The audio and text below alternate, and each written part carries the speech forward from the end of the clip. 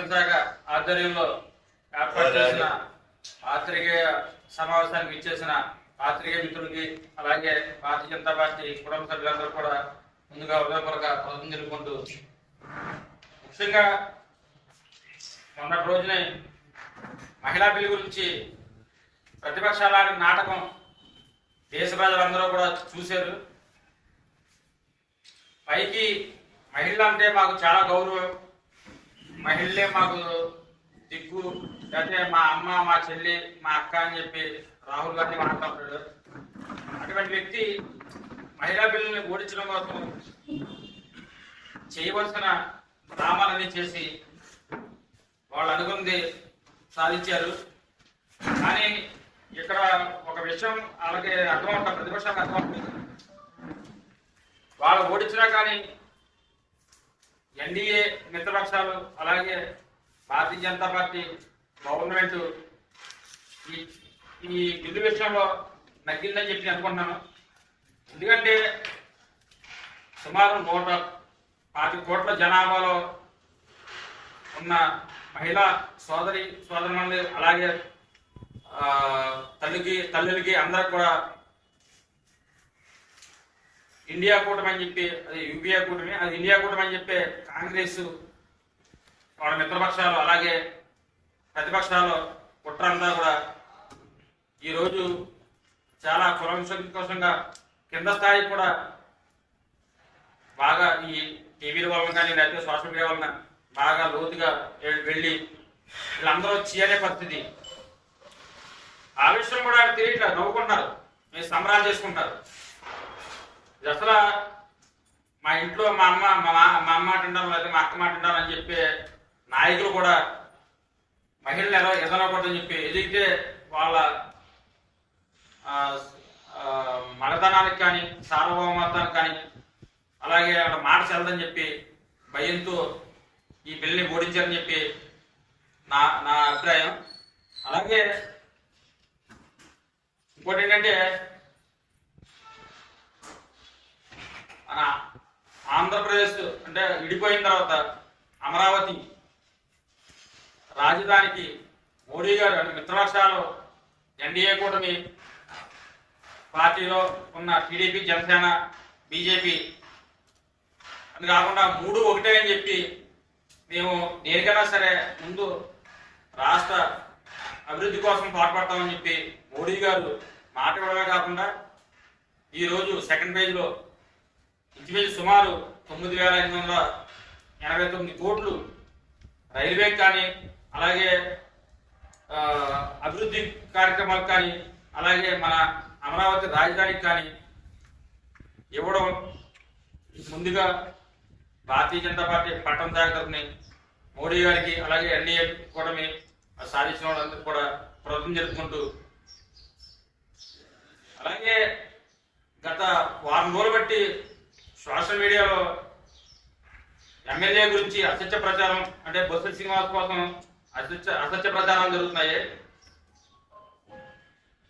ఆ ప్రచారం ఏంటంటే ఏంటి ఉన్నట్టు, అంటే ఎవరో రవికుమార్ జనసేన పార్టీ అంట, అతను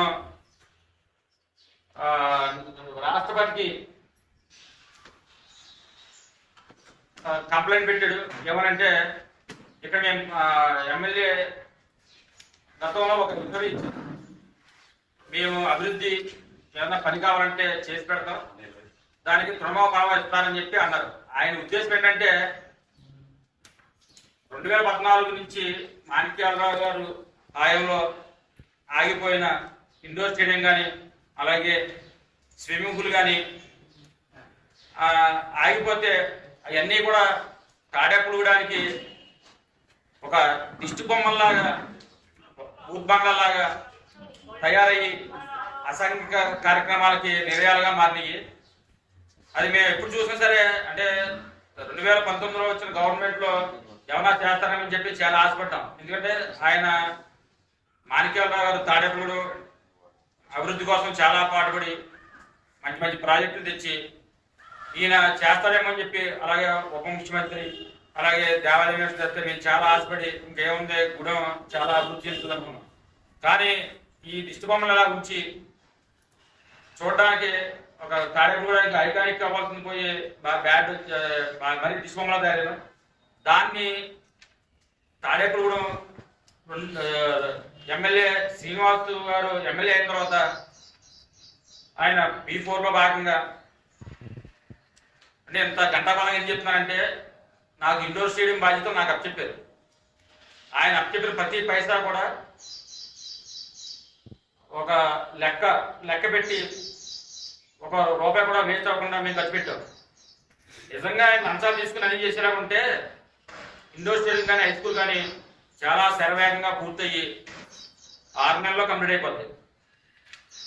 అది నిధులు లేనితో ఆయన దాతలను అడగలను కూడా అడిగి మాకే బాగా చాలా జాలేసింది. ఏంటి ఎమ్మెల్యే అయ్యండి చంద్రబాబు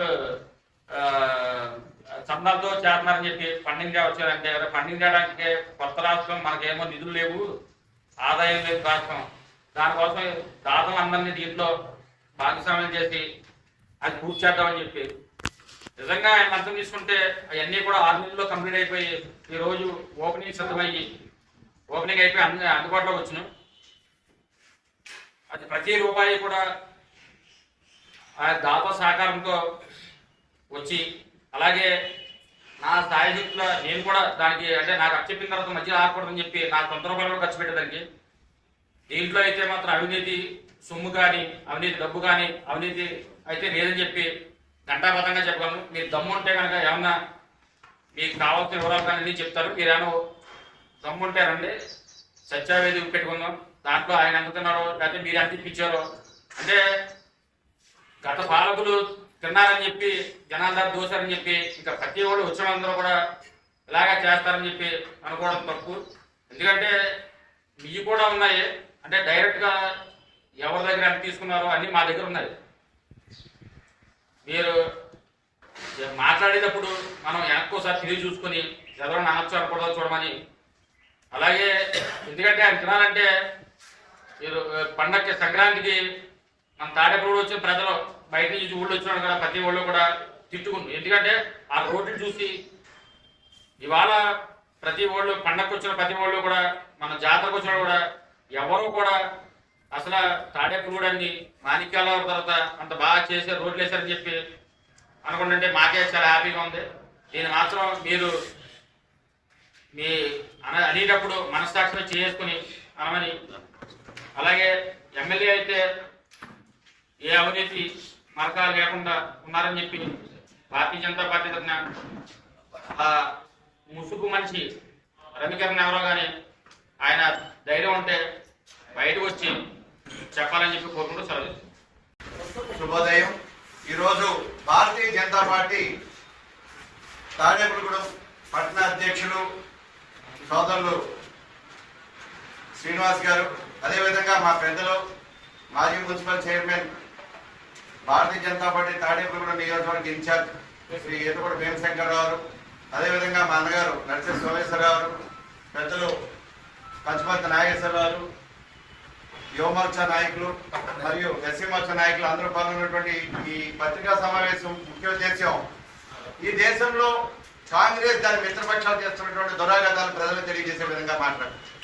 ఏదైతే ఈ దేశాన్ని 60 సంవత్సరాలు పరిపాలించి సర్వనాశనం చేసినటువంటి దుర్మార్గమైన పరిపాలన చేసినటువంటి ఎపీస్మెంట్ పాలిటిక్స్, ఏదైనా ఒక జాతికి ఒక కులానికి మాత్రమే పరిమితం అవుతూ మిగతా వాళ్ళందరినీ హింస పెట్టేటువంటి పద్ధతి పరిపాలన సాగించినటువంటి కాంగ్రెస్ పార్టీ చేసినటువంటి దురాఘాతాలను ప్రజలందరూ తెలియజేయాలనుకుంటున్నాం. మిత్రులారా, ఏదైతే నిన్న ఎన్డీఏ మిత్రపక్షాలు పార్లమెంట్లో మొన్న ప్రవేశపెట్టినటువంటి 33% మహిళలకు 33% రిజర్వేషన్, అదేవిధంగా ఈ దేశంలో సుమారుగా 30 సంవత్సరాలుగా ఇప్పుడు దాకా కూడా ఇంతకు ముందున్న జనాభా లెక్కల ప్రకారమైనటువంటి పార్లమెంట్ సీట్లు పెంచకపోవడం, ఇప్పుడు రాబోయే రోజుల్లో ఈ 33% మహిళలకు రిజర్వేషన్ ఇస్తే దాంతో పాటు పార్లమెంట్లో సీట్లు కూడా మనం జనాభా విపరీతంగా పెరిగింది. ఈ దేశంలో 90 కోట్ల జనాభా 80 కోట్ల జనాభా ఉన్నప్పుడు ఉన్నటువంటి సీట్లు ఈ రోజున 140 కోట్లకి వెళ్ళిన తర్వాత కూడా అదే పార్లమెంట్ సీట్లు ఉండాలంటే చాలా మందికి ప్రాతినిధ్యం లేకుండా పోతున్నటువంటి పరిస్థితి. అలాంటి పరిస్థితుల్లో పార్లమెంట్ లో ప్రతి రాష్ట్రం 50% సీట్లు పెంచుకునే విధంగా, పార్లమెంట్ లో 50% సీట్లు పెంచుకునే విధంగా ప్రతి రాష్ట్రం కూడా 50% పార్లమెంట్ సీట్లు పెరుగుతాయి. అదే విధంగా రాష్ట్రంలో సీట్లు పెరుగుతాయి. ఇలాంటి అద్భుతమైన అవకాశాన్ని దక్షిణ భారతదేశం, ఉత్తర భారతదేశం విడదీసినటువంటి కాంగ్రెస్ పార్టీ కుహానా రాజకీయం మనందరికీ గుర్తుంది. 2012లో ఈ రాష్ట్రం నుంచి కాంగ్రెస్ పార్టీకి 42 సీట్లు ఇచ్చి ఈ రాష్ట్రాన్ని ఏం చేస్తుందో మనం అందరం గుర్తుపెట్టుకోవాలి. ఈ దేశంలో ఎప్పుడు కూడా సంస్కరణలు వస్తే దాన్ని అభినందించడం కాంగ్రెస్ పార్టీకి చేత కాదు. వాజ్పేయి గారు సంస్కరణ తీసుకొచ్చి దేశవ్యాప్తంగా 4 లైన్ రోడ్లు వేసినప్పుడు కూడా వాడు వ్యతిరేకించారు. అదేవిధంగా నరేంద్ర మోడీ గారు వచ్చిన తర్వాత స్వచ్ఛ భారత్ ద్వారా బాత్రూమ్లు కట్టిస్తుంటే దాన్ని వ్యతిరేకించారు. దాని తర్వాత ఈ దేశంలో 6 లైన్ రోడ్లు వేస్తేనే వ్యతిరేకించారు. రఫేల్ యుద్ధ విమానాలు కొంటే వ్యతిరేకించారు. ఈ దేశంలో కరోనా వ్యాక్సిన్ తయారు చేస్తున్న వ్యతిరేకించారు. పాకిస్తాన్ లో మన నోట్లు ముద్రించేస్తున్నారు రా బాబు, నీ ఇంతకుముందు నీ దగ్గర ఉన్న ఫైనాన్స్ మినిస్టర్ వాళ్ళకి ఇచ్చేసాడు, పలకలు ఇచ్చేసాడు, వాళ్ళు కొత్తగా నోట్లు తయారు చేసుకుంటున్నారు, 1,00,000 కోట్లు దేశంలోకి వచ్చేస్తున్నాయంటే దాన్ని కూడా వ్యతిరేకించారు. ఆ రోజు నోట్లు రద్దు చేస్తున్నప్పుడు మొన్న 2000 నోట్లు రద్దు చేస్తే దేశం తిరగబడిపోతుందని చెప్పారు. ఎవడో పట్టించుకోలేదు. అయినా కూడా బుద్ధికి రాలేదు. ఈ రాహుల్ గాంధీ అనే పప్పుని ఈ దేశ ప్రధానమంత్రిగా చేయాలని ఒక కుట్ర, వాడిని అడ్డం పెట్టుకుని అమెరికాకి లేదంటే వీళ్ళందరూ చెందిన డీప్ స్టేట్ పాలిటిక్స్ సంబంధించినటువంటి వారి యొక్క పాలిటిక్స్ ని దేశంలో నడిపించాలనుకునే కుట్ర కాంగ్రెస్ పార్టీ ఏ రోజు తీర్చిస్తూనే ఉంది. కాంగ్రెస్ దాంతోపాటు ఉత్తరప్రదేశ్ ని గోండా రాజ్యంగా మార్చినటువంటి సమాజ్వాదీ పార్టీ, అదేవిధంగా బెంగాల్ ని బంగ్లాదేశీలతో నింపేసినటువంటి మమతా ఖాన్, అదేవిధంగా తమిళనాడులో హిందూ దేవుడిని కించపరిచే స్టాలిన్ కొడుకైనటువంటి స్టాలిన్, వీరందరూ కలిసి ఈ రోజు మహిళలకి 33% రిజర్వేషన్ రాకుండా చేశారు. ఈ దేశంలో మహిళలకి రాబోయే రోజుల్లో ఎంపీలు ఎమ్మెల్యేలు కానివ్వకుండా చేసినటువంటి దుర్మార్గమైన పరిస్థితి ఏదైతే ఉందో వీళ్ళందరినీ కూడా ఈ దేశంలో ఉన్నటువంటి మహిళలే కాదు, విజ్ఞత ఉన్న ఏ వ్యక్తి కూడా క్షమించడు. రాబోయే రోజుల్లో భారతీయ జనతా పార్టీ ఎన్డీఏ కూటమి రేపు రాబోయే ఎన్నికల్లో కూడా మళ్ళీ 33% రిజర్వేషన్ మహిళలకి ఇవ్వడం జరుగుతుంది. కానీ మిత్రపక్షాలు ఏదైతే ప్రతిపక్షం ఉందో వారు ఏం చేసినా కూడా ప్రజలు గమనిస్తూనే ఉంటారు. ఈ దేశంలో 20 రాష్ట్రాల్లో భారతీయ జనతా పార్టీ అధికారంలో ఉంది, ఎన్డీఏ కూటమి అధికారంలో ఉంది. 12 చోట్ల భారతీయ జనతా పార్టీ ముఖ్యమంత్రులు ఉన్నారంటే వీరు చేస్తున్నటువంటి అద్భుతమైన పరిపాలన. ప్రజలకి ఈ విషయాలన్నీ తెలియాలి. ఏదైతే ఈ సోరస్ గ్రూప్ ద్వారా లంచాలు తిని ఈ దేశం మీద విషం కట్టే, ఈ హిందూ దేవుళ్ళ మీద విషం కట్టే, హిందూ దేశం మీద విషం కట్టే కుక్కలు చాలా ఉన్నాయి. ఆ కుక్కల్లో పాలిటిక్స్ ని రన్ చేయడానికి దేశంలో ప్రయత్నం చేస్తుంది కాంగ్రెస్ పార్టీ, దాని మిత్రపక్షాలు. మిత్రులారా, మనందరం ప్రజలారా, మీరందరూ తెలుసుకోవాల్సిన విషయాలు ఉన్నాయి. ఈ దేశాన్ని ముక్కలు చేయడం కోసం ఆర్మీసులు ప్రయత్నిస్తున్నటువంటి పాకిస్తాన్, చైనా వీళ్ళందరికీ కొమ్ము కాస్తూ వెనకాలన్నటువంటి కొన్ని నడిపించే శక్తులకి కాంగ్రెస్ పార్టీ దాని మిత్రపక్షాలే మూలాధారం.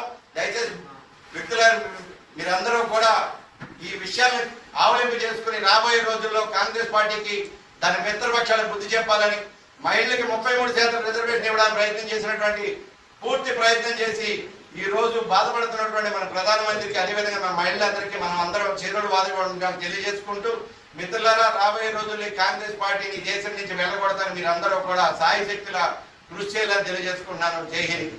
ఈ అవకాశం ఇచ్చిన పెద్దలకు ధన్యవాదాలు. నమస్కారం. ముఖ్యంగా నా ముందు మాట్లాడిన పెద్దలందరూ కూడా భారతీయ జనతా పార్టీ స్టాండ్ గురించి, దాని విధానం గురించి చెప్పడం జరిగింది. గత 3 రోజులుగా సోషల్ మీడియాలో విపరీతమైన ఒక అసత్య ప్రచారం పెద్ద ఎత్తున ప్రచారంలో ఉంది. స్థానిక శాసనసభ్యులు బొడ్జెట్ శ్రీను గారు లంచాలు తీసుకుంటా ఉన్నారు, ఏదో భూదందాలు చేస్తా ఉన్నారు, భూదాన విధానాలు దందాలు చేస్తా ఉన్నారు అనేది దాని మీద వారి మీద రాష్ట్రపతికి ఫిర్యాదు చేసినట్టు, ఈ రాష్ట్ర ముఖ్యమంత్రికి పవన్ కళ్యాణ్ గారికి ఫిర్యాదు చేసినట్టు ఒక జనసేన కార్యకర్త రవికిరణ్ అని ఒక ఫేక్ న్యూస్ విపరీతంగా ట్రోల్ చేసింది.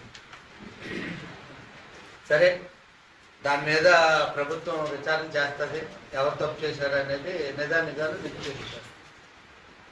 అది జనసేన పార్టీ సంబంధించి వాళ్ళు చేయవలసిన బాధ్యత వాళ్ళకు ఉంది కాబట్టి వాళ్ళు చేస్తారు. ముఖ్యంగా భారతీయ జనతా పార్టీ ఎన్డీఏ కూటమిలో ఒక మిత్రపక్షంగా ఉన్న కారణంగా మేము ఎందుకు ప్రెస్ మీట్ పెట్టవలసి వచ్చిందంటే ఎమ్మెల్యే బొల్లిరెడ్డి శ్రీను గారికి మద్దతుగా ఏదైతే ఈ జనసేన కార్యకర్త రవికిరణ్ అనే వ్యక్తి రాష్ట్రపతికి ఫిర్యాదు చేశాడో దాన్ని దిలీప్ శంకర్ అనే వ్యక్తి షేర్ చేసి ఎక్కువ ట్రోల్ చేయడం లేదు.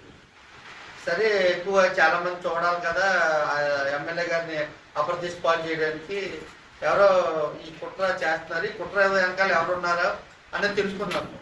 కానీ నిన్నటి రోజున వైఎస్ఆర్సిపి అఫీషియల్ ఫేజ్లో బొలిశెట్టి శ్రీను గారి మీద రాష్ట్రపతికి ఫిర్యాదు జరిగింది, లంచాలు మయమైపోయింది అనేది వైఎస్ఆర్సిపి పార్టీ అఫీషియల్ పేజ్లో వచ్చింది. మరి అఫీషియల్ పేజ్లో వైఎస్ఆర్సిపి పార్టీ అఫీషియల్ పేజ్లో రావడం అంటే అది మామూలు విషయం కాదు కదా. అంటే ఇక్కడ ఉన్నటువంటి స్థానిక శాసనసభ్యులు బొలిశెట్టి శ్రీను గారి మీద ఈ రాష్ట్రంలో ఆయన P4లో 3వ స్థానంలోని, జిల్లాలో నెంబర్ 1 స్థానంలో వచ్చిన తర్వాత ఈ కుట్ర జరుగుతూ ఉంది. అంటే నేను ప్రత్యర్థులకి చెప్పేది ఒకటే, మీరు ఇక్కడ ఎమ్మెల్యేగా ఎదగాలి అంటే ఏదైతే ప్రజాసేవ చేస్తా ఉన్నారో బొలిశెట్టి శ్రీను గారు, ఏదైతే నిరంతరం అభివృద్ధి ఆకాంక్షలో ఉన్నారో బొలిశెట్టి శ్రీను గారు, వారిని రోల్ మోడల్గా తీసుకుని మీరు ప్రజల మధ్యలో తిరిగితే మీకు భగవంతుడు ఎప్పటికప్పుడు అవకాశం ఇవ్వచ్చు. అంతేకాని బొలిశెట్టి శ్రీను అనే ఒక మహావృక్షాన్ని ఏదో అపహాస్యం చేసి అది అపవిత్రం చేసేసి ఒక ఫేక్ న్యూస్ని పబ్లిక్గా ఎక్కువ ట్రోల్ చేసేస్తే మనం ఎమ్మెల్యేలు అయిపోతాం, మనం ఏదో అధికారంలోకి వస్తాం అనుకుంటే అది మీ భ్రమ. కారణం ఏంటంటే ఇవాళ బొలిశెట్టి శ్రీను అనే వ్యక్తి ఇవాళ ఏదో అప్పటికప్పుడు రాజకీయాల్లో వచ్చిన వ్యక్తి ఏం కాదు. 89 నుంచి యూత్ కాంగ్రెస్ ప్రెసిడెంట్ చేశాడు ఆయన. 2000లో మాతో పాటు మున్సిపల్ కౌన్సిలర్ చేశారు. అప్పుడు ప్రతిపక్ష నాయకుడిగా ఉన్నాడు 2000 నుంచి 2005 వరకు. తర్వాత మున్సిపల్ చైర్మన్ చేశారు. తర్వాత మొన్న ఎమ్మెల్యే అయ్యారు. ఒకసారి ఎమ్మెల్యేగా ఓడిపోయిన తర్వాత మొన్న ఎమ్మెల్యే అయ్యారు. ఆయన నిరంతరం ప్రజల్లోనే ఉన్నాడు. ఆ జనసేన పార్టీ ఎమ్మెల్యేగా పోటీ చేసి ఓడిపోయిన తర్వాత కూడా కార్యకర్తలే మర్చిపోలేదు, అతనికి కష్టపడ అతనికి మద్దతుగా ఉన్నటువంటి ప్రజల్ని మర్చిపోరా. అంత తగ్గి ఆయన ప్రజల కోసం శ్రమించి ఆయన కష్టాలు చూసిన తర్వాత ఈ నియోజకవర్గ ప్రజలు చరిత్రలోనే ఎవరు ఊహించినంతటువంటి 65,000 మెజార్టీ, అంటే ఈ స్వాతంత్రం వచ్చిన తర్వాత అంత మెజార్టీ అసలు బొలిశెట్టి శ్రీను గారికి ఇవ్వడం అనేది చాలా గొప్ప విషయం. అదొక రికార్డు. తర్వాత ఆయన ఎమ్మెల్యేగా ఇంకా ప్రమాణ స్వీకారం చేయకుండానే ఈ నియోజకవర్గం మీద ఆయనకు ఒక అవగాహన ఉంది. ఎందుకంటే ఆయన మున్సిపల్ చైర్మన్గా, కౌన్సిలర్గా, ప్రతిపక్ష నాయకుడిగా అనేక అంశాల మీద ప్రజల్లో తిరిగిన వ్యక్తిగా ఈ నియోజకవర్గం మీద ఒక అవగాహన ఉన్నప్పుడు వెంటనే అధికారులు పిలిచి ఏ అయితే కంటిన్యూషన్ ఆగిపోయిన ఉన్నటువంటి ఫైల్స్ అన్ని కూడా రప్పించుకుని ఈ నియోజకవర్గ అభివృద్ధికి ఏం చేయాలనేది ఆలోచన చేసినటువంటి వ్యక్తి ఆయన ఈ యొక్క సుమారు 100-110 కోట్ల రూపాయల వర్కులు చేయగలరు. పంచాయతీరాజ్ కానీ, అలాగే ఆర్ఎంబి కానీ, ఎన్ఆర్జీబీ ఫండ్స్ కానీ 110 నుంచి 130 కోట్ల వర్కులు ఇవాళ ఈ నియోజకవర్గంలో చేయాలి. ఎప్పుడైనా మనం చూసామా? అసలు ఎక్కడ బాదంపూడి నుంచి సాక్షి వరకు కూడా జరిగినటువంటి బీటీ రోడ్లు అసలు ఆ లేర్లు ఎప్పుడైనా చూసామా? వైఎస్ఆర్ ప్రభుత్వంలో ఒక బీటీ రోడ్డు అయితే 3 నెలలు వర్షం పడకుండానే కొట్టుకుపోయింది. అటువంటి అద్భుతమైనటువంటి రోడ్లకి కాంట్రాక్టులు ఎవరు కూడా గత ప్రభుత్వంలో కాంట్రాక్టులో అమౌంట్ రాక ఆగిపోతే ఈయన సొంత నిధులు సుమారు 1 కోటి నుంచి 2 కోట్ల వరకు సొంత రూపాయలు అతను వ్యాపారంలో ఉన్నటువంటి రూపాయలు తీసి కాంట్రాక్టులకు ఇచ్చి మీకు బిల్లులు వచ్చిన తర్వాత నాకు ఇవ్వండి అని చెప్పి ఈ నియోజకవర్గం మీద ఉన్నటువంటి అభివృద్ధితో తన సొంత రూపాయల నిధులు వెచ్చించి ఆయన అభివృద్ధికి శ్రీకారం చుట్టినటువంటి వ్యక్తి బొలిశెట్టి శ్రీనివాస్ గారు. అసలు ఎక్కడైనా చూద్దామా? ఇవాళ డెవలప్మెంట్ చేయాలంటే ముందు నా పర్సంటేజ్ ఎంత, నా ఇంటికి నువ్వు రాలేదేంటి, నా పర్సంటేజ్ ఇచ్చిన తర్వాత పన్ను మొదలెట్టండి, లేకపోతే శంకుతారు కొబ్బరికాయ రానటువంటి లీడర్షిప్ని గతంలో మనం చూసాం. కానీ ఇవాళ ఆయన సొంత రూపాయలు ఇచ్చి కాంట్రాక్టర్లకి డెవలప్ చేయండి, ఇక్కడ ఊరు అభివృద్ధి ఆగిపోయింది, ఊర్లోకి బస్సులు రావట్లా, విద్యార్థులు ఇబ్బంది పడుతున్నారు, పేద ప్రజలు ఇబ్బంది పడుతున్నారు అని చెప్పేసి ఆలోచన చేసి ఆయన సొంత రూపాయలతో నిధులు ఇచ్చి ఇవాళ ఇచ్చేశారు. ఇవాళ అసెంబ్లీలో రిపీటెడ్గా నెంబర్ ఆఫ్ టైమ్స్ ఈ తాడేపల్లిగూడ అసెంబ్లీలో జరుగుతున్నటువంటి అనేక డెవలప్మెంట్ విషయాలు చెయ్యాలని చెప్పేసి ఈ రాష్ట్ర ముఖ్యమంత్రికి కానీ ఉప ముఖ్యమంత్రి పవన్ కళ్యాణ్కి కానీ స్పీకర్ గారికి చెప్పి అద్భుతమైనటువంటి డెవలప్మెంట్ జరుగుతుంది. ఇక్కడ ఈ నియోజకవర్గంలో జరుగుతున్నటువంటి డెవలప్మెంట్ గవర్నమెంట్ ఐడెంటిఫై చేసి P4లో జిల్లాలో ఫస్ట్ ఇచ్చారండి. ఈయన ఎన్డీఏ కూటమిలో జనసేన ఎమ్మెల్యే, ఈయన తెలుగుదేశం ఎమ్మెల్యే కాదు, బీజేపీ ఎమ్మెల్యే కాదు, జనసేన ఎమ్మెల్యే. అంటే ఇక్కడ ఇదేనైనా పని చేస్తే సమన్వయం చేసుకుని బీజేపీని టీడీపీని కలుపుకుని అభివృద్ధిలోకి ముందుకెళ్ళాలి. అటువంటిది ఇవాళ ఆయన చాలా అద్భుతమైనటువంటి ఇది చేస్తూ ఉంటే ఎంత నీచంగా ఆయన లంచాలు తీసుకుంటున్నాడా. ఇవాళ ఎప్పటి నుంచి మరి మాణిక్యాలరావు ఈయన మున్సిపల్ చైర్మన్గా ఉన్నప్పుడు స్విమ్మింగ్ పూల్ ఆగిపోయింది, ఇండోర్ స్టేడియం ఆగిపోయింది, జిల్లా పరిషత్ ఆగిపోయింది. అయినా మన టైంలో మనం చేయలేకపోయామే, మన పదవీకాలం అయిపోయింది. తర్వాత వచ్చినటువంటి వైఎస్ఆర్సీపీ అధికారంలోకి ఉంది, ఈ రాష్ట్రానికి ఉప ముఖ్యమంత్రి చేస్తున్న కొడి సత్యం చేస్తాడులే అనుకున్నారు అందరూ, ప్రజలందరూ కూడా. అతను ఏమనుకున్నాడు, ఈ పని చేస్తే మాణిక్యాలరావుకి కొడి సత్యం పేరు వస్తుందని అతను పక్కన పెట్టేస్తే అధికారం చేపట్టిన తర్వాత ఇవాళ అద్భుతమైనటువంటి స్విమ్మింగ్ పూల్ చూడండి, కార్పొరేట్ స్థాయి నామ్స్తో ఇవాళ అద్భుతమైనటువంటి స్విమ్మింగ్ పూల్. ఇవాళ ఇండోర్ స్టేడియం ఆయన చేశాడా, ఆయన సొంత కార్యకర్తలతో చేయించుకున్నాడా? ఎవరో ఒక వాలంటరీ వ్యవస్థను పెట్టి స్వచ్ఛందంగా ఎవరైనా ఈ డెవలప్మెంట్ యాక్సెస్ లో ఎమ్మెల్యే గారికి కలిసి ఏదైనా ₹1 మేము ఇవాళ చేయాలి అనుకుంటే నాకొద్దు, మీరు వెళ్ళి ఆ యొక్క మంచి అభివృద్ధి జరుగుతున్న కార్యక్రమాలకు మీరు డెవలప్మెంట్ డబ్బులు ఇచ్చి మీ నాన్నగారి పేరు వేయించుకుంటారో మీ పేరు వేయించుకుంటారో రికార్డెడ్గా విత్ రికార్డెడ్ పేపర్ ఎవిడెన్స్తో మీకు చేస్తా ఉన్నాడే. మరి అది ఈ ఫేస్బుక్లో పెట్టిన ఈ రవికిరణ్ కానీ వైఎస్ఆర్సీపీ నాయకులు కనపడలేదన్నది. ఇవాళ అధికారంలోకి వచ్చి సుమారు 20 నెలలు అవుతూ ఉంది. ఎక్కడైనా ఒక్క వైఎస్ఆర్సీపీ నాయకుడి మీద ఒక్క పోలీస్ కేసు ఉందండి? ఒక్క పోలీస్ కేసు ఎక్కడైనా? ఇంత వెచ్చలవిడిగా వైఎస్ఆర్సీపీలో జనసేన మీద కానీ బీజేపీలో కానీ ప్రతీకార పగలతో రగిలిపోలేదా ఈ నియోజకవర్గం? ఇవాళ మా బీజేపీ అసెంబ్లీ ఇన్ఛార్జ్ ఏదుకోరు తాతాజీ గారు గొడవలు కొట్టేలేదా, షాపులు కొట్టేలేదా? ఎంతమందిని అన్యాయంగా వ్యక్తిగత పగబెట్టుకుని కొట్టేసిన సందర్భం తెలీదా? మేము ఎప్పుడు కూడా రాజకీయాలు అనేది ఎలక్షన్ల వరకే, అక్కడి నుంచి అభివృద్ధి అనేది చేయాలనే ఆలోచనతో మనం ఉంటాం. ఇదేంటిది? మొన్న జాతర కూడా 100 ఏళ్ల చరిత్ర ప్రజలు గుర్తుండిపోయే విధంగా అద్భుతమైనటువంటి జాతర. అతను సొంత రూపాయలు ₹5,55,555 డబ్బులు ఇచ్చి స్వీకారం చుట్టాడు, అతను సొంత రూపాయలు అమ్మవారి దగ్గర. తర్వాత అన్నదాన సాయంత్రానికి అన్నదానానికి ₹9 లక్షలు ఇచ్చాడు, బంగారాన్ని ఇచ్చాడు ఆయన. ఇక్కడ మాట్లాడే వాళ్ళు కానీ ఈ ఫేస్బుక్ లో పెట్టే వాళ్ళు కానీ ఎవడైనా సరే ఒక్కరికి సహాయ సహకారాలు అందించారా? అంటే బొల్సే సీను ఇవాళ ఎమ్మెల్యే అయిన తర్వాత సహాయ సహకారాలు చేస్తున్నాడు ఏంటి? జనసేన ఎమ్మెల్యేగా కాదు, ఆయన మున్సిపల్ చైర్మన్ గా ఉన్నప్పుడు కూడా ఎవరికి ఏ కష్టం వచ్చినా వాళ్ళు ఇళ్ళకి వెళ్ళడం, ఆయన వ్యాపారంలో 20-25% పేద ప్రజలకు ఇవ్వాలని అతను అనుకున్నాడు. ఆయన మనం బతుకుంటే మన పేరు తర్వాత చెప్పుకోవాలనే ఆలోచనతో ఆయన సొంత రూపాయలు ఏ కుటుంబం దగ్గరికి వెళ్ళినా ఇవాళ ఎమ్మెల్యే అయినాక డబ్బులు వచ్చింది అది ఇస్తున్నాడు అనేది కాదుగా. అది ఎమ్మెల్యే అవ్వకముందు ₹100 కోట్ల వ్యాపారాలు చేసినటువంటి వ్యక్తి, బిజినెస్ మ్యాన్. ఆయన బిజినెస్ రూపాయల ఒక 25% డబ్బులు ఎప్పుడు ప్రజలకు నిరంతరం చేశాడుగా. ఆయన ఓడిపోయిన తర్వాత కూడా జనసేనకి ఉన్నప్పుడు ఇంకా అప్పుడు ఎమ్మెల్యే ఎవరైనప్పుడు కూడా ఈ రాష్ట్రంలో వైఎస్ఆర్సీపీ ఇసుక పాలసీలో కూడా సుమారు కార్మికులు, భవన కార్మికులు సంవత్సరం కాలం పాటు తిండి తిప్పలేకుండా ఇబ్బంది పడితే తన ఇంటికాడే కదా భోజనాలు పెట్టి ఆదుకున్న ఈ బొడిసెట్సీని కాదండి. మరి ఆనాడు అధికారంలో ఉన్నటువంటి ఏ వ్యక్తి ఆలోచించాడు? కోవిడ్ టైంలో ఏంటి పరిస్థితి చెప్పండి. మా పైడిగొండ మాణిక్యాలరావు కానీ తాతాజీ గారు కానీ బొడిసెట్సీ గారు మేమందరం కూడా కూరగాయలు పంచి మరి పేద ప్రజలకి నిరంతరం అందుబాటులో ఉండి సేవ చేస్తూ ఉంటే అప్పుడు ఉన్నటువంటి వైఎస్ఆర్సీపీ నాయకులు ఎక్కడికి వెళ్ళిపోయారు? ఇవాళ బొడిసెట్సీ గారిని ఎంత దారుణంగా విమర్శ ఏంటంటే ఇది ఒక మైండ్ గేమ్ అనమాట. మైండ్ గేమ్ లో ఏంటి, బొడిసెట్సీ గారిని ఒక మెంటల్ గా వీక్ చేస్తే ప్రజల్లో ఒక ఇది చూపించాలనుకుంటే ప్రజలు ఎవడైనా డబ్బు ఇచ్చి అతనితో పని చేయించుకుంటే ప్రజలు నమ్ముతారండి. తప్పించి వ్యాపారస్తుడు కానీ వాళ్ళు ఏ వ్యాపారస్తుడైనా సరే నేను ఇబ్బంది పడుతున్నాను ఏదైనా ఒక కంప్లైంట్ కానీ ఒక ఫేస్బుక్లో కానీ లేకపోతే ఎక్కడైనా ఒక ఇబ్బంది అయినా ఉందా? ఒక్క వ్యాపారస్తుడు ఇవాళ రియల్ ఎస్టేట్ చేసుకుంటున్నాడు.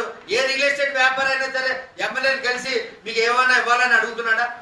దీపాల సామాను కొట్లున్నాయి, వాళ్ళు దీపాల సామాను కొట్లేనా ఇదేందా?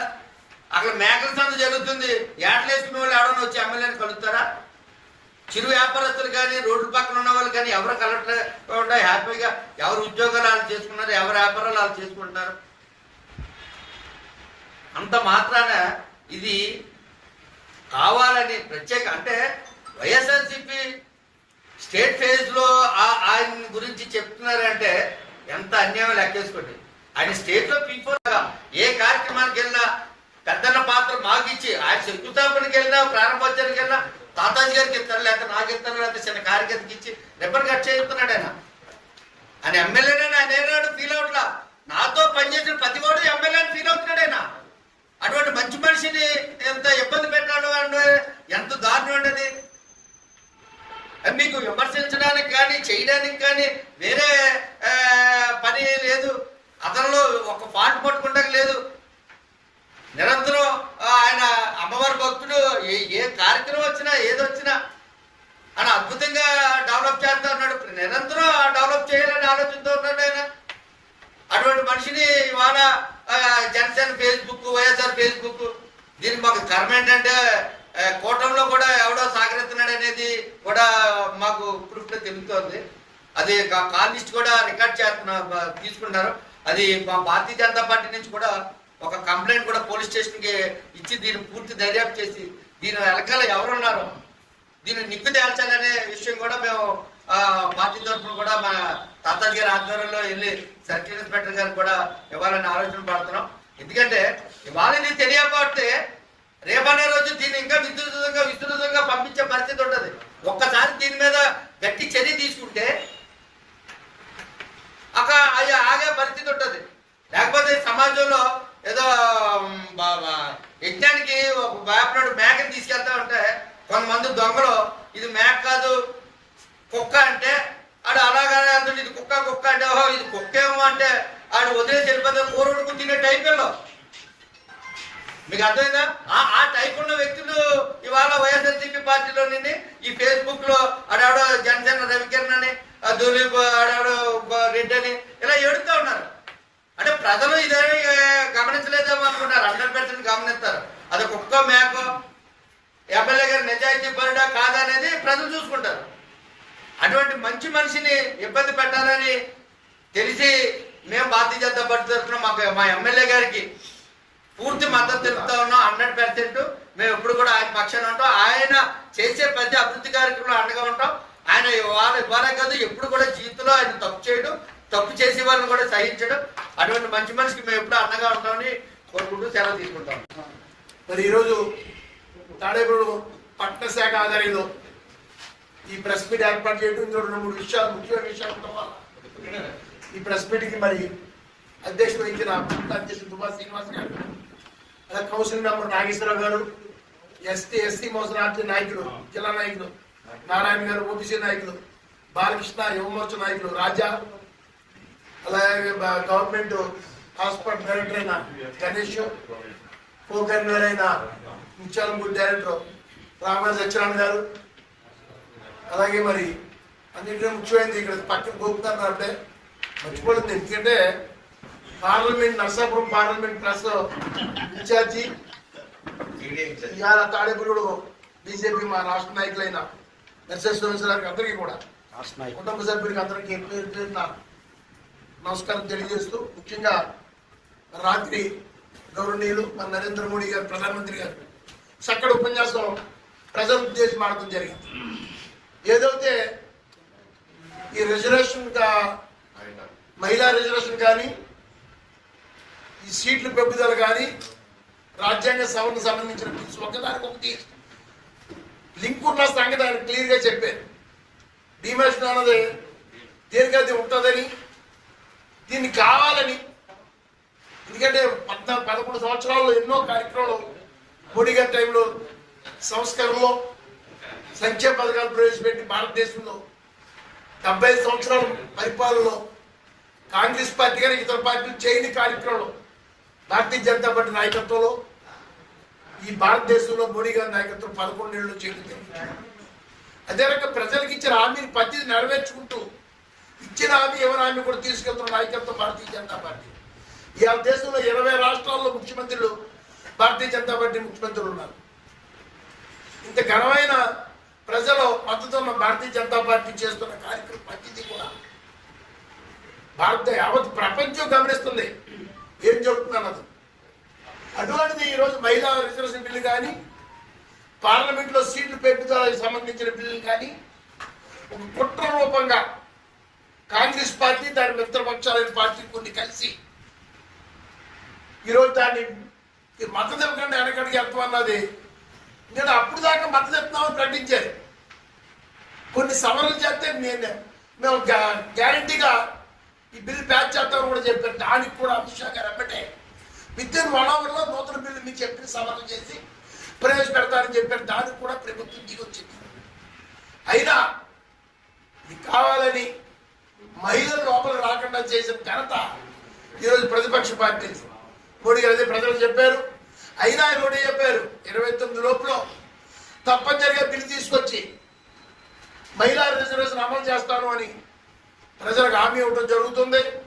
ఆయన అనుకున్న పద్ధతి భారతీయ జనతా పార్టీలో జరుగుద్ది. దీని పశ్చాత్తాపం చెందుతారు. నేను ఎవరైతే వ్యతిరేకంగా ఓటేశారో ఆ పార్టీ నాయకులు అందరూ కూడా భవిష్యత్తులో పెద్ద ఎత్తున ప్రజలకి సమాధానం చెప్పవలసిన విషయం కూడా అంత కఠిన శిక్ష కూడా పడుతుంది. ప్రజాస్వామ్యం. ఇక రెండోది ఏదైతే అభివృద్ధి పదంలో భారతదేశం దూసుకుపోతుందో రైలు ఉందనుకో సపరేట్ బడ్జెట్ కాంగ్రెస్ పార్టీ ఉన్న 50 సంవత్సరాలు మోడీ గారితో ఒక మంచి ఆలోచనతో రైల్వేని మెయిన్ బడ్జెట్లో కలిపి ఒకే బడ్జెట్ రైల్వే కలపడం వల్ల రైల్వేని అభివృద్ధి పదంలో తీసుకెళ్తానికి నిధులు కొరతలేని విధంగా చేసి అమృత పథకం అని భారతదేశంలో రైలు స్టేషన్ అభివృద్ధి చేస్తూ అలాగే గజశక్తి స్కీమ్ పెట్టి భారతదేశం ఎక్కడా కూడా రైల్వే గేట్ ఉండకూడదని అండర్ పాస్ అండ్ ఓవర్ బ్రిడ్జిలు కడుతూ అదే కాకుండా ఈరోజు కొత్త నూతన వరవడిలో కర్ణాటక టు చెన్నై అలా చెన్నై టు బొంబాయి టు ఢిల్లీ మొత్తం దేశవ్యాప్తంగా కారిడార్ 4 లైన్స్ రైల్వేని నిర్మించాలన్న భాగంలో ఈరోజు ఆంధ్రప్రదేశ్లో నిడదోలు నుంచి దువ్వాడ దాకా 9,889 కోట్లతో 2 లైన్ ఎక్స్ట్రా రైల్వేకి ఆంధ్రకి నిధులు ఇచ్చినందుకు నేను ముఖ్యంగా భారతీయ జనతా పార్టీ నరేంద్ర మోడీ గారిని రైల్వే మినిస్టర్ గారిని కూడా నేను ఉదయపూర్వక అభినందన తెలియజేస్తూ ఈ ఆంధ్రప్రదేశ్ 4 రోజులు తాడేపల్లి నియోజకవర్గంలో ఒక వార్త మా పెద్దలు చాలా మంది మాట్లాడారు. దాని మీద నేను 2 విషయాలు చెప్తాను ఎక్కువ కాకుండా. జరిగిన 1924 ఈ నియోజకవర్గంలో జరిగిన అరాచక ఏంటంటే ప్రతి వాటర్కి తెలుసు, ప్రతి వ్యాపారస్తులు పారిశ్రామికవేత్త ప్రతి స్వాతంత్రమనికి కూడా తెలుసు. ఇక్కడ ఇల్లు కట్టుకోవాలో భయపడ్డారు, వ్యాపారం చేసుకోవాలంటే భయపడ్డారు. వ్యాపారం వేరే ఏ రకం కార్యక్రమం నియోజకవర్గం చేయాలన్నా ఆపేసుకుని కూర్చున్న జనం చాలా మంది. అటువంటిది ఈరోజు 2024, 25, 26 ఈ 2 సంవత్సరాల్లో ఈ నియోజకవర్గం ఎటువంటి మార్పు వచ్చింది అన్నది ఎన్డీఏ కూటమి తమిళనాడు ప్రభుత్వం అధికారంలో బొలిశెట్టి శ్రీనివాస్ గారు అత్యధిక శాతం మెజార్టీతో నెగ్గడం కారణం అప్పుడు అరాచక ప్రభుత్వం వల్ల ప్రజలు విసిగెత్తిపోయి మరి పెద్ద ఎత్తున ఓట్లేసి బొలిశెట్టిని నెగ్గించడం జరిగింది. ఈయన దూసుకెళ్ళిపోతూ అభివృద్ధి పదంలో ఎన్డీఏ కూటమిలో ఎవరు వచ్చినా, ఎందుకంటే ఇదివరకున్న నాయకులు నువ్వు నాకు ఓటేదే నా దగ్గరికి ఎందుకు వచ్చావు, లేకపోతే నువ్వు నాకేం చేయలేదు నువ్వు బయటికి వెళ్ళి కూర్చో అని మాట్లాడే వ్యక్తులు ఇదివరకు పరిపాలిస్తే ఇప్పుడు అటువంటిది లేకుండా ఎన్డీఏ కూటమి అనుకోకుండా ప్రజలు ఎవరు వచ్చినా 24 గంటలు అందుబాటులో ఉండి ప్రతి కార్యక్రమాన్ని ఒక ప్లాన్ ప్రకారం ఒక రూట్ మ్యాప్ వేసుకున్న రూట్ మ్యాప్ ప్రకారం తీసుకుంటున్నారు నాయకుడు బొలిశెట్టి శ్రీనివాస్. అటు కౌన్సిలర్గా, ఇటు చైర్మన్గా, అటు ఓడిపోయిన ఎమ్మెల్యేగా ఈ నియోజకవర్గంలో సమస్యలు తెలుసుకుని ఆ సమస్యలు పరిష్కరించే దిశగా రాష్ట్రంలో రాష్ట్ర ప్రభుత్వ నిధులు కానీ, ఎన్ఆర్జీ ఫండ్స్ కానీ, అలా వివిధ సెంట్రల్ గవర్నమెంట్లో ఉన్న నిధుల కోసం మన ఎవరైతే మన ఎంపీ గారు ఉన్నారో శ్రీనివాస్ వర్మ గారు సహకారంతో పెద్ద ఎత్తున నిధులు తీసుకొచ్చి ఇక్కడ అమృత పథకం తీసుకెళ్తున్నారు. జలశక్తి వాటర్ నిధులు పవన్ కళ్యాణ్ గారు పంచాయతీరాజ్ మంత్రిగా ఉండడం వల్ల ఆయన దగ్గర రామారావు 40-50 కోట్ల రూపాయలు 2-3 విధుల్లో తీసుకురావడం జరిగింది. ఈ రకంగా అభివృద్ధిలో 100-150 కోట్లు, సంక్షేమ పథకంలో 500 కోట్లు, రైల్వే ద్వారా 200 కోట్లు, ఇప్పుడు అప్పుడే 700 కోట్లు దాటింది. ఆయన యొక్క ఇటు అభివృద్ధి అటు సంక్షేమ పథకాలకి ఈ నియోజకవర్గం నిధులు, railway central government state government అటు పథకాల ద్వారా వచ్చిన నిధులు. ఇది ఎక్కడ అవినీతి అన్నది 2 సంవత్సరాలు ఒక్కడ చూపించిన పాపాలు పోయి. మరి ఈరోజు ఎవరో రవికేంద్ర పేరుతో ఆ వ్యక్తి ఉన్నాడో లేదో ఎవరికి తెలియదు. ఒక వర్గం ప్రజలు, ఒక వర్గం వ్యక్తులు, దీని ప్రజలు కూడా కాదు, కొంతమంది వ్యక్తులు కావాలని అతను P4లో నెంబర్ 1 ప్లేస్ వచ్చింది, జిల్లాలో రాష్ట్రంలో 3rd ప్లేస్ వచ్చింది, ఇంకా తీసుకెళ్ళిపోతే భవిష్యత్తులో అయితే ఎవరో మనం అడ్డుకోలేము ఇంకా అన్న ఒక భయందాలో కలిగి కొంతమందికి ఆయన బురదల్లే కార్యక్రమంగా రాష్ట్రపతికి ప్రధాని లెటర్ పెట్టామని సోషల్ మీడియాలో ప్రచారం చేసుకోవడం జరుగుతుంది. నేను ఒకటి అడుగుతున్నా, అటువంటిది నిజంగా ఉంటే మీరు వచ్చారా? కూర్చోండి, చర్చకి రండి, సిద్ధంగా ఉన్నాం. ఎన్డీఏ కుటుంబం తరఫున నాయకులు జరిగిన తప్పేంటి చెప్పండి, మేము కూడా తెలుసుకుంటాం, మాటతో అడుగు నిలబెడతాం.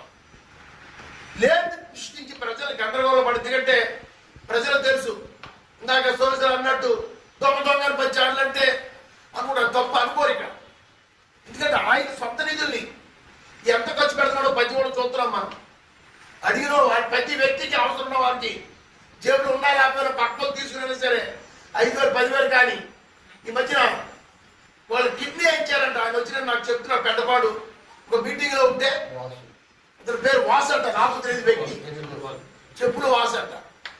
అతను ఏదో ముఖం పెట్టుకోతే ఏంటి బాబు ఇప్పుడు మాస్ పెట్టినా ఉంటే నాకు కిడ్నీ మార్చారండి ఆ పెద్ద మనిషి స్టేజ్ మీద ఉన్న ఎమ్మెల్యే గారు. ఈయన ఎమ్మెల్యే అవ్వకముందు నాకు డబ్బులు ఇచ్చి దగ్గర కిడ్నీ వేయించాడు సార్, నాకు నేను చచ్చిపోతుంది పాటికి ఇక్కడ రాలేకపోతే కృతజ్ఞతలు చెప్పుకుంటాకు వచ్చారు.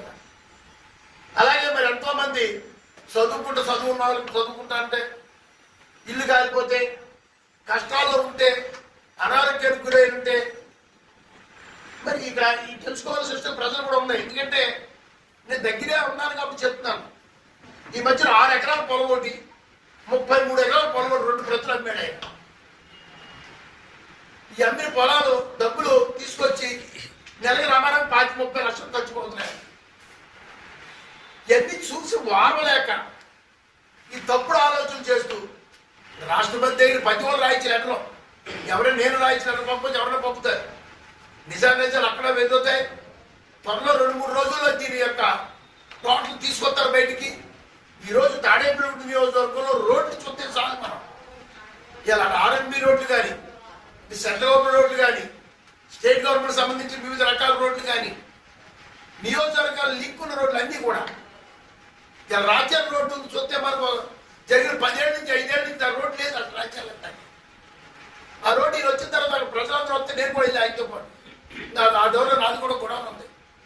ఇప్పుడు అద్దె తీసుకుంటా కూడా ఎవరు రాలేదు 2 ఏళ్ళు 5 ఏళ్ళు కూడా.